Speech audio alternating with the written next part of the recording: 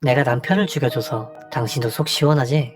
보험금도 들어갔겠다. 감사하라고. 100만 원 정도는 나한테 넣어. 이것은 범인이 실제 피해자 유족에게 보냈던 편지 내용입니다. 이런 모욕적이고 뻔뻔한 편지를 보낸 그는 대체 어떤 사람일까요? 이 남성의 이름은 히키지 토시아키입니다. 히로시마 출신인 그는 어릴 때부터 소심하고 조용한 소년이었죠.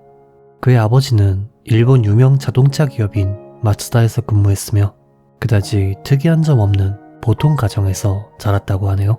하지만 그가 초등학생일 무렵 갑작스럽게 어머니가 세상을 떴고 아버지는 간호사인 새어머니와 재혼하게 됩니다. 히키지는 이 새어머니와 사이가 좋지 않았기에 이 둘은 걸핏하면 언성을 높이곤 했다고 하네요. 고등학교를 졸업한 그는 마츠다의 협력사에 입사해 좌석의 시제품을 만드는 부서에서 약 6년 반 정도 근무했는데요. 1992년 이곳을 자진 퇴사한 그는 이후 여러 회사를 전전하며 생활하게 됩니다. 운전과 자동차를 좋아했던 그는 한밤중에도 시끄러운 배기음을 내며 주변을 운전하곤 했기에 가족들의 불만이 폭발, 결국 쫓겨나듯 자취를 시작하게 됩니다. 자취를 시작한 그의 삶은 금세 빈곤해졌습니다. 원인은 그의 취미생활에 있었죠. 그는 자동차를 너무 좋아했던 탓에 스포츠카를 포함 7년 동안 최소 4번 이상 자동차를 바꿨다고 하네요.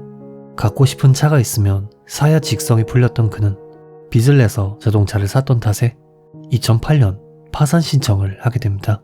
한편 파산 신청 후 정신적으로 궁지에 몰려있던 그는 TV에서 우연히 한 사건을 접하게 됩니다.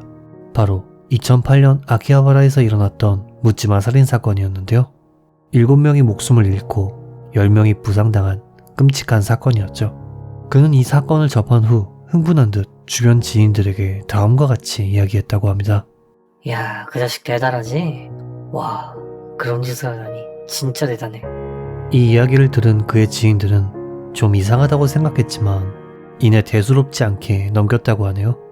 이후 시간이 흐른 2010년 3월 25일 히키지는 마츠다 본사 공장에 6개월 계약직으로 입사하게 됩니다. 하지만 작업 속도를 따라잡지 못해 체력적으로 힘들어했고 결국 실질 근무일 8일 만에 회사를 그만두게 되었죠. 그리고 이때를 기점으로 히키지의 상태가 돌변하게 됩니다. 회사를 그만둔 이후 히키지의 정신 상태는 점점 불안정해졌고 이내 한 가지 생각에 사로잡혔습니다. 나는 마츠다 직원들에게 집단 스토킹을 당하고 있다. 마츠다 본사에서 스토킹을 그만두지 않으니 복수할 수밖에 없다. 그리고 사건 발생 6시간 전인 2010년 6월 22일 새벽 그는 20년 지기 친구인 A에게 자신의 스토킹 피해를 털어놓습니다. 직장에서 일하고 있으면 누군가가 내 방 가구를 옮겨놔.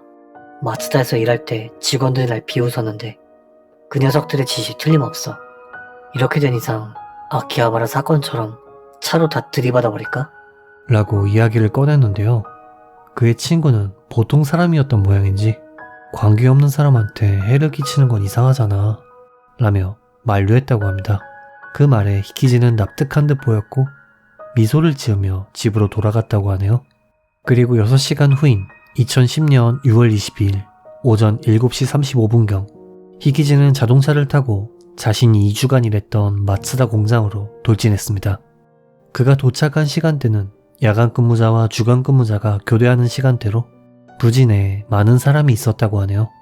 그는 약 70km 정도의 속도로 동쪽 입구에 직원 2명을 들이받은 뒤 경비원의 제지를 뿌리치고 부진내를 달리며 5명을 차로 치었습니다. 그리고 본사 공장까지 이동해 5명을 더 들이받았죠. 총 12명의 직원을 차로 들이받은 그는 북쪽 입구로 달아났고 이 사건으로 1명이 사망하고 11명이 부상을 당했다고 하네요. 그는 사건 직후 전날 자신이 상담했던 친구에게 전화를 걸어 방금 마츠다에 대한 오랜 원한을 풀었어. 나 아마 사형이겠지. 드디어 아키하바라 사건을 넘어섰다고? 라며 일방적으로 통보를 한 후 전화를 끊었다고 합니다. 그리고 도주로부터 40분 후 경찰에 전화를 걸어 내가 했다. 라며 자수했습니다. 긴급 출동한 경찰이 조사한 결과 그는 차 내에 시카를 숨겨두었었는데 이는 상황이 여의치 않을 때 더 많은 사람을 해치기 위해 준비한 것으로 밝혀집니다. 마츠다는 경찰에게 자신이 겪고 있던 집단 스토킹에 대해 진술했지만 경찰 조사 결과 실제 이러한 스토킹 행위는 없었던 것으로 밝혀집니다. 한편 재판에서는 그의 책임 능력 여부가 중요한 쟁점이었는데요. 정신감정 결과 그는 망상성 장애를 앓고 있지만 책임 능력이 명백히 존재한다는 결론이 나왔기에 심신미약을 받을 수 없었고 결국 검찰에 의해 기소됩니다. 그리고 그는 재판 과정에서 어처구니 없는 태도를 보였는데요. 검찰이 피해자 수가 몇 명인지 알고 있냐 묻자 8명까지는 인정합니다. 9명부터는 기억이 안 나요. 라고 대답했으며 만일 가석방되게 된다면 어떻게 할 거냐는 질문에는 가석방 되면 다시 차 끌고 마츠다로 돌진해야죠. 이번에야말로 성과를 낼 겁니다. 라며 무려 풀려나면 또다시 범죄를 저지를 거라는 답변을 했습니다. 이뿐만 아니라 사건에 대해 묻는 피고인 질문엔 대답하기 힘드니까 패스하겠습니다. 처음 패스하는 거라고요? 라며 긴장감도 죄의식도 없이 퀴즈쇼인 마냥 장난스러운 태도를 보였다고 합니다. 이외에도 배심원들에게 명령을 한다든지 20-30명을 죽였어도 만족 못했을 거다 라는 등 온갖 망언을 쏟아냈는데요. 그리고 이윽고 재판장에서 그가 피해자 유족에게 보낸 편지가 공개되자 법정은 충격의 도가니에 빠지게 됩니다. 그는 재판 전인 2010년 10월 말 이 사건으로 유일하게 목숨을 잃은 H씨의 아내에게 편지 한 통을 보냈는데요. H씨는 사망 당시 1살도 채 안 되는 아이가 있던 한 가정의 가장이었다고 합니다. 그리고 편지의 내용은 이러했죠. 내가 남편을 죽여줘서 당신도 속 시원하지? 보험금도 들어갔겠다. 감사하라고. 100만 원 정도는 나한테 넣어. 다행히 유족은 당시 그의 편지를 받는 것조차 거부했었기에 재판이 열리기 전까지는 내용을 몰랐다고 합니다. 그리고 평범한 사주의 편지일 거라 생각했던 법정의 모든 이들은 충격에 빠질 수밖에 없었죠. 판사는 판결문에서 계획적이고 비정하며 극히 위험한 범행이다. 사형도 고려할 사안이라는 말을 남기며 무기징역을 구형했습니다. 하지만 히키즈는 판결에 불복, 즉시 항소했다고 하는데요. 그가 항소한 이유는 마츠다 직원들에게 괴롭힘을 당한 것이 정신질환에 의한 망상으로 치부되는 것을 인정할 수 없다는 이유였죠. 2013년 3월 11일 히로시마 고등법원은 항소를 기각했고 히키즈는 무기징역이 확정되어 현재 오카야마 형무소에서 복역 중입니다.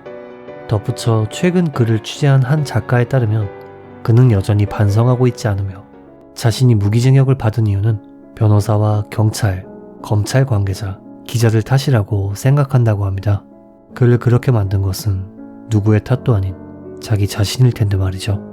이번 영상 어떻게 보셨는지요? 피해자의 명복을 빌며 영상을 마칩니다. 금이사였습니다.